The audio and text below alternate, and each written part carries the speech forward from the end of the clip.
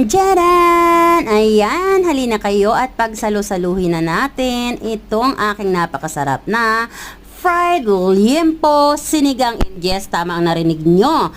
Fried liempo sinigang. Ito ay bagong method ni Tita Wen. Talaga namang mas masarap pa ito sa matitikman mo na ganitong putahe sa mga restaurant. Syempre pa, homemade is always the best. Yes. At ang mga ingredients niyan, simple-simple lang. Spending efforts lang para mapasarap ng ganito. And yes, alam nyo ba?